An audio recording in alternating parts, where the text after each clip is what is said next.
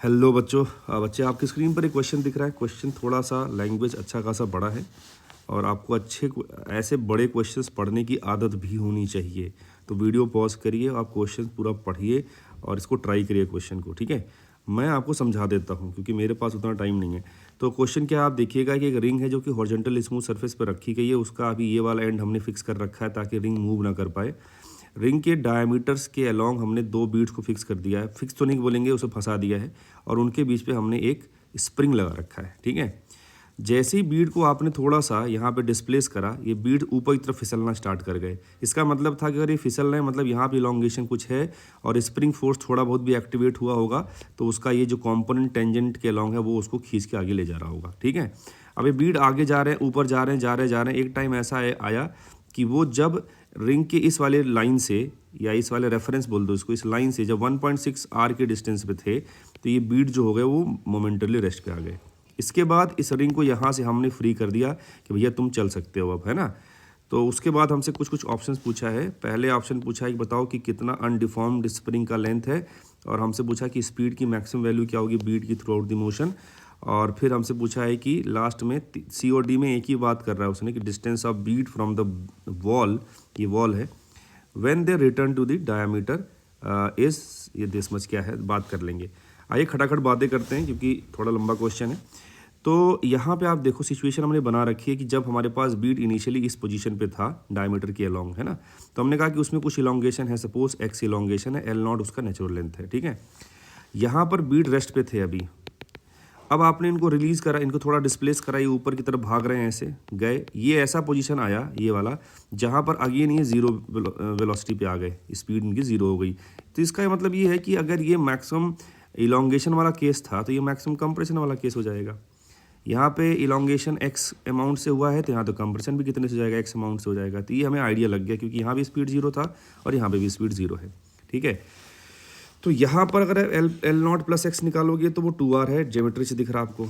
ये गैप आपको दे रखा 1.6 आर यहाँ से लेके यहाँ तक का, ये गैप आपका आर है तो ये गैप हो जाएगा आपका 0.6 आर, ठीक है। ये गैप आपका आर है तो ये हो जाएगा 0.8 आर। मैंने वैसे यहाँ पे करके भी दिखाया है आपके लिए। ये वाला जो गैप है ये वाला 0.6 आर है, ये वाला गैप आर है, तो y कितना आ जाएगा, y हमारे पास 0.8 आर आ जाएगा। और यहाँ से आप लिख पाओगे एल नॉट माइनस एक्स जो है वो 2y के बराबर हो जाएगा। y हमारा आधा यहाँ तक था, है ना, तो 2y 1.6 आर हो जाएगा। अब हमारे पास दो इक्वेशन बेटा, L not plus x, L not minus x, इनको आप ऐड कर दोगे you will get L not और एक्स। एल नॉट हमारे पास कितना आया है 1.8 आर आया है, सही बात है ना, और एक्स कितना है 0.2 आर आया है। तो पहले ऑप्शन हमारा सही हो गया। देखो नेचुरल लेंथ जो आपको दे रखा है अनडिफॉर्म्ड लेंथ वो 1.8 आर दे रखा है, सही है ना, और एक्स की वैल्यू भी मालूम चल गई कि यहाँ पे इलॉन्गेशन कितना था। अब आइए थोड़ा सा ध्यान देखते हैं हम लोग कि ध्यान देंगे कि मैक्सिमम स्पीड कैसे निकालेंगे। तो भैया मैक्सिमम स्पीड कब आएगी, जब डिफॉर्मेशन क्या हो जाएगा उसका जीरो हो जाएगा, इलॉन्गेशन या कंप्रेशन जो बोल लो वो जीरो हो जाएगा, किसका, स्प्रिंग का, ठीक है। तो ये हमने केस बनाया जब वो इनिशियल कंडीशन में था डायमीटर के अलोंग।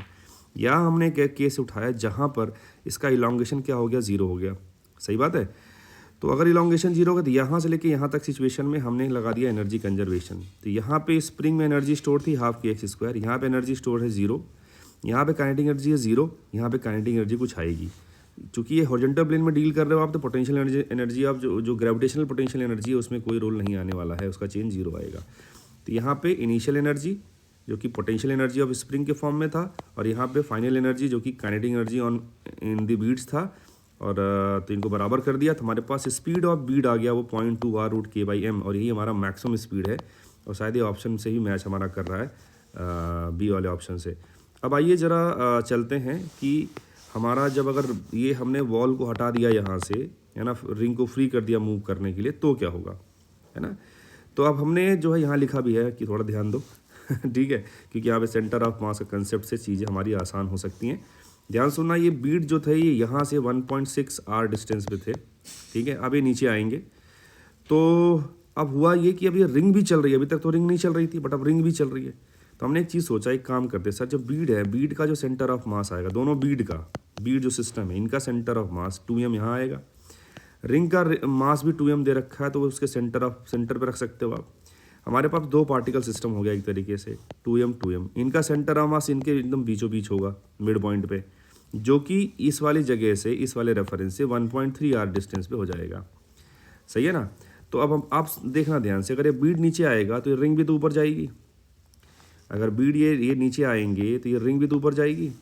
तो जब रिंग इतना डिस्टेंस ट्रैवल करेगी या सेंटर ऑफ मास से पहुंचेगी तो बीड भी तो सेंटर ऑफ मास से पहुंचेगा, है कि नहीं। तो इसका मतलब ये है कि जब बीड रिंग के सेंटर को क्रॉस कर रही होगी, है ना, तो वो सिर्फ इतना डिस्टेंस ट्रैवल करा होगा, इतना डिस्टेंस।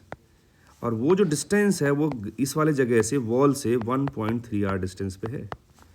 सही बात है ना। आई होप ये वाली बात आपको समझ में आई होगी, है ना।